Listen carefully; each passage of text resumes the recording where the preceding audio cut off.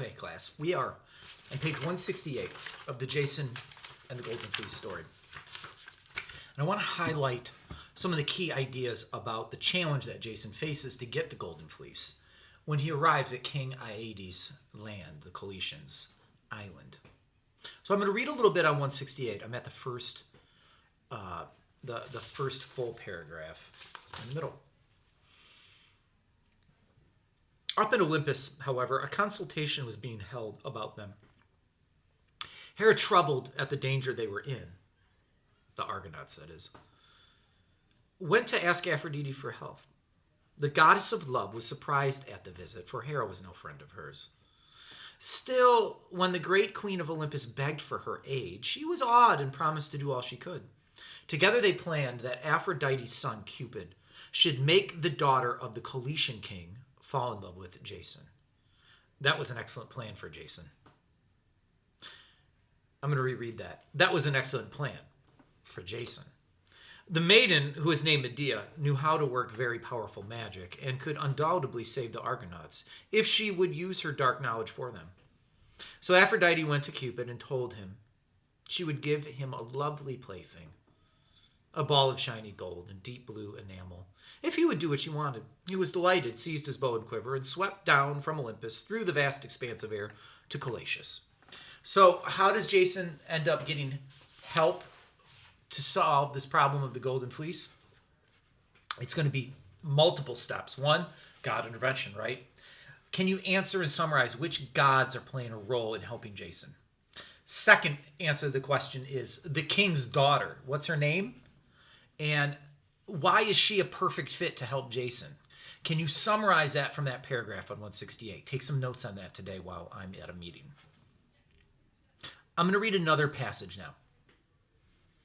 169, Jason's going to meet King Aedes, who has the Golden Fleece. King Aedes is not going to be happy about this.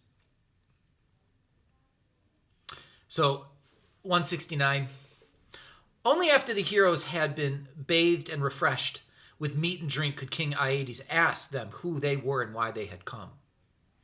It was accounted great discourtesy to put any question to a guest before his wants had been satisfied. Jason answered that they were all men of noble birth, sons or grandsons of the gods, who had sailed from Greece in the hope that he would give them the Golden Fleece in return for whatever service he would ask of them. They would conquer his enemies for him, or do anything he wished. A great anger filled King Aedes' heart as he listened. He did not like foreigners any more than the Greeks did. He wanted them to keep away from his country. And he said to himself, if these strangers had not eaten at my table, I would kill them. In silence, he pondered what he should do, and a plan came to him. Okay, so in your notes today, while I'm gone, I want you to write down, why doesn't King Aedes just kill them right now? Now, there are a little bit of reasoning in 169, and then some of it you need to make an inference and think about the themes we've talked about. What could happen, cause, and effect if he did kill these men? Second part, what is his plan that comes to him? That's going to be told you on the next page. I'm going to read it aloud, and I want you to think about what's the best way to take notes on this plan. Should you do episodic notes and draw it, or should you just summarize it in your notes today? I'm going to read the passage aloud. Here we go. He told Jason that he bore no grudge against brave men, and that if they proved themselves such, he would give the fleece to them. And the trial of your courage, he said, shall be only what I myself have done. This was to yoke 2 bulls he had, whose feet were of bronze and whose breath was flaming fire, and with them to plow a field. Then the teeth of the dragon must be cast into the furrows, like seed corn, which would sprung up at once a crop of armed men. Then he must cut down as they advance to the attack of fearful harvesting. I have done all this myself, he said, and I will give the fleece to no man less brave than I.